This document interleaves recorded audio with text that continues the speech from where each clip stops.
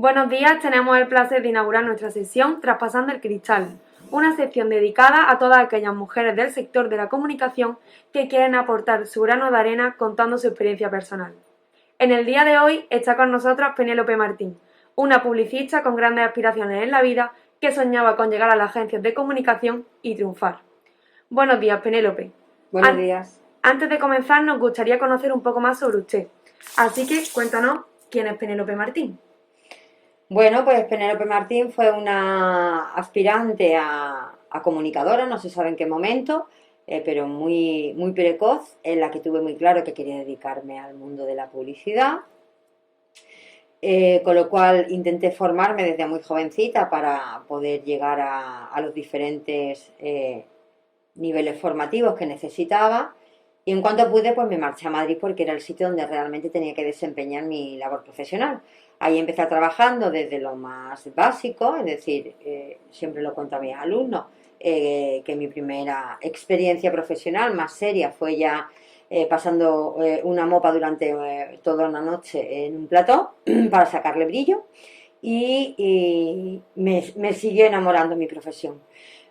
A partir de ahí empecé a trabajar con numerosas productoras, fui freelance durante muchísimos años y entonces me dediqué en exclusiva, mi vida profesional y personal se dedicaba exclusivamente al mundo de la publicidad. Luego volví a Málaga, durante todo ese tiempo intenté también formarme para llegar a ser una docente, para dedicarme a la universidad. Y hasta que ya, pues bueno, fueron saliendo las diferentes opciones y alternativas que tenía para trabajar aquí en la universidad y poder dedicarme en exclusiva a ello, en exclusiva junto con ser madre de 4 niños pequeños, desde que estoy en la universidad, año 2010, 2012, 2015 y 2017. Con lo cual, muy entretenida y muy feliz de lo que tengo.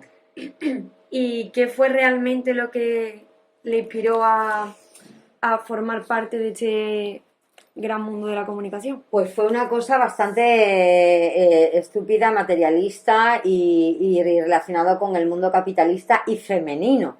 Y era que una amiga de mis padres era la directora de la agencia de publicidad de unos grandes centros comerciales a nivel internacional. La agencia estaba aquí en Málaga. Entonces yo tenía la oportunidad de, cada vez que tenía vacaciones, poder irme a la agencia, aunque tuviera muy pocos años, para ver lo que ella hacía, porque me encantaba cómo vestía, me encantaba el ritmo de vida que llevaba, me encantaban las cosas que preparaba. Y entonces cuando yo iba a la agencia y veía pues que tenían una sesión de modelos para hacer un folleto, que tampoco era mucho, imaginaos un folleto del Carrefour, pues bueno, cuando sacan yo qué sé, la vuelta al cole, ¿no? Pues claro, se montaba allí una que no vea. Entonces a mí me llamaba para todo ese tipo de cosas y yo estaba convencida que eso era lo mío. Entonces esa fue mi primera toma de contacto y mi decisión. Recuerdo que tenía yo, pues creo que era 12 años cuando dije, yo tengo que trabajar en esto. Y bueno, y ya adentrándonos un poco en el mundo de las dificultades que tienen las mujeres en el sector, ¿crees que el sector está marcado por ese machismo y esas dificultades de las mujeres?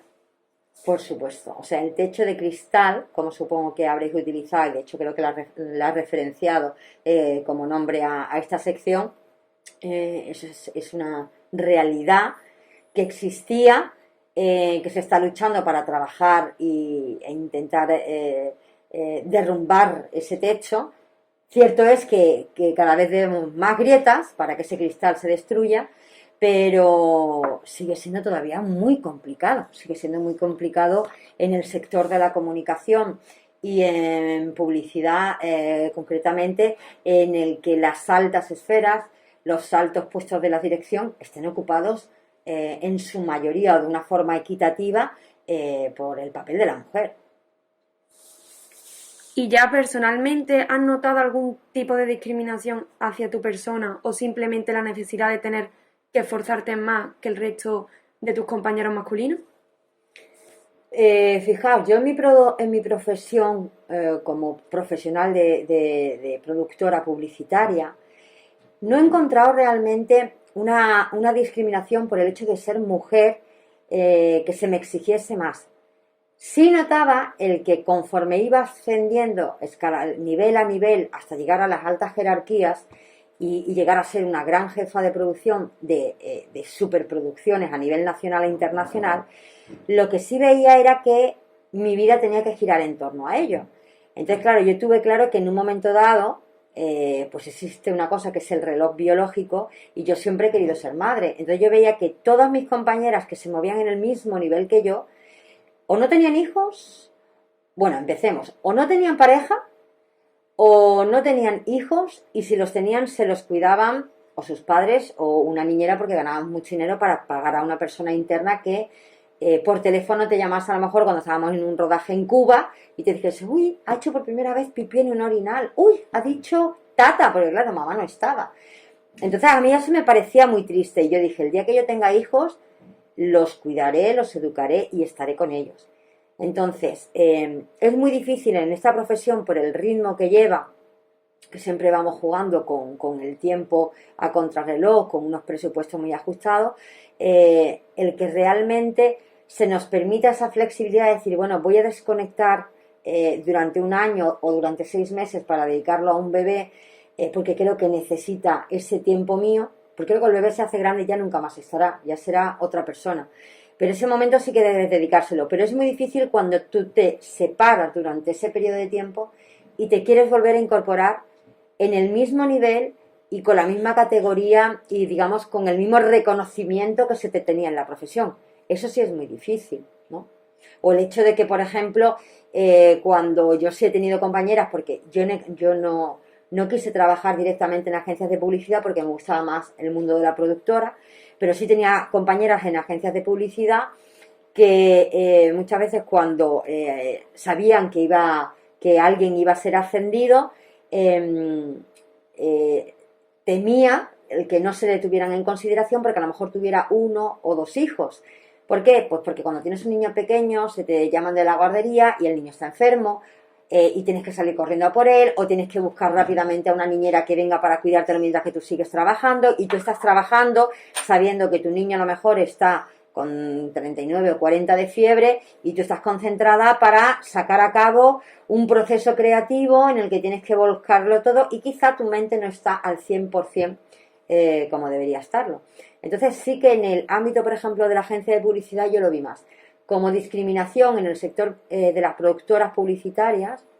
De hecho, hay grandes mujeres bellísimas, productoras publicitarias, que están en el primer nivel y sobre todo están en la primera línea de batalla, ¿no? Son las que ocupan los puestos más importantes. Simplemente tenéis que revisar un poco los títulos de créditos de cualquier serie, cualquier documental, cualquier programa de televisión, pero sobre todo en el ámbito tanto publicitario como del sector audiovisual, sobre todo con el tema de las series y este boom que ha habido de generar contenido, las grandes figuras y vais a ver como que efectivamente sí que se ha equiparado mucho, pero habría que preguntar a esas mujeres que están en esos puestos equiparados a los hombres, que han tenido que dejar muchas veces en el camino, porque hay veces que tenemos todos amigas que a lo mejor, oye, pues no, es que yo no he querido tener nunca niños y no pasa nada, ¿no? No tengo pareja y no pasa nada,